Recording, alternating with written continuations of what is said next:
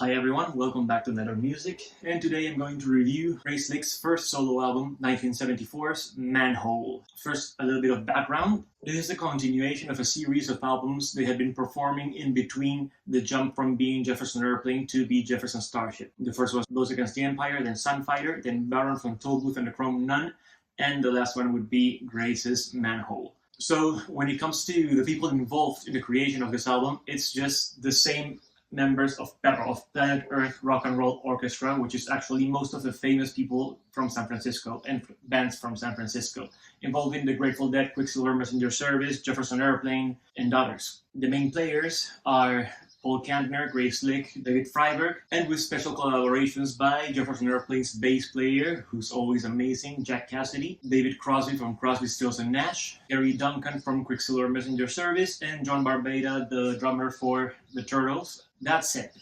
this series of albums was also a way for all the people who would actually become Jefferson Starship in the future to experiment a lot using all the creative energy they have to experiment with sounds, with different lyrics, being as aggressive as they wanted to or as soft as they wanted to create themes. Like on the first album, Blows Against the Empire, where it's all about like a little story about space travel. And in this case, Grace had the crazy idea to record an album for a soundtrack of a movie. That's why the title track of the album is called Title for the Movie Manhole. That, as you know, it's Grace Slick, so she always does this crazy stuff. The movie Manhole does not exist, so she created a soundtrack for a movie she made up. And also she wanted to do this kind of very daring thing because even though it's psychedelic rock, she also added a 51-person orchestra to work on the background music for the main track on the album. The title for the movie Manhole is around 15 minutes long, so it was absolutely not a commercial track, which makes us all wonder, why did RCA Records agree to release it? Because it's insane. And talking about insane, we have the song selection, which of course, well, we have the 50-minute long title track, which is actually the second track.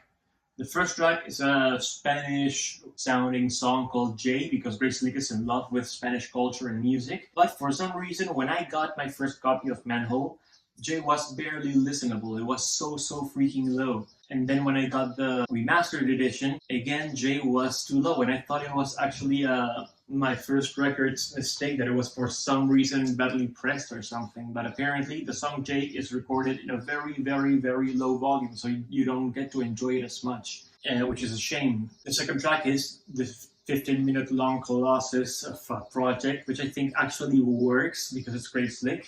And then we have to jump straight to the B-side. It starts with a song called Come Again Toucan, which is as crazy as you might think. I think it's a good song, other than the introduction, which I hate, but the song is actually one of the ones I like to listen to from this album. And the next song is just random craziness again. It's probably the best song on the album, called It's Only Music, written by somebody who's not Grace, and performed by a lot of musicians that did not include Grace. So on Grace Slick's first solo album, it's actually a song where she doesn't participate at all. I mean, she doesn't even play the piano there.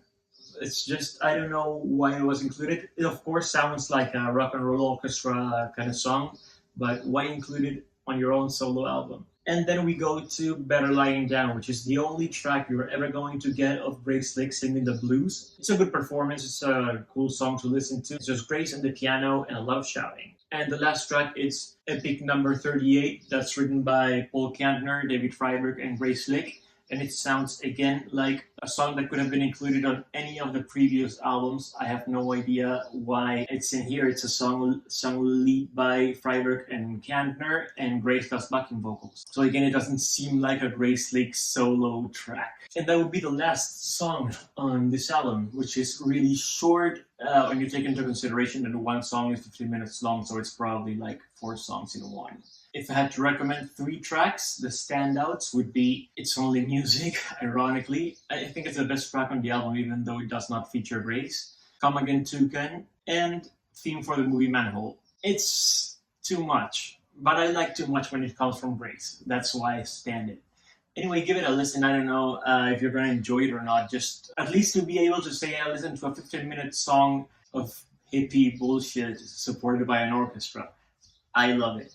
I'm not sure if you're going to love it too. And there's also a very interesting story attached to that song in particular. Grace, as I said, is in love with Spanish culture and Spanish music, so she wanted to make this main title a song that's half in Spanish and half in English. But the thing is, Grace doesn't know how to speak Spanish. So what she used to do was jump into the studio at 10 p.m. and start drinking alcohol non-stop until the next morning, where the janitor would come into the studio, and he was a Mexican janitor.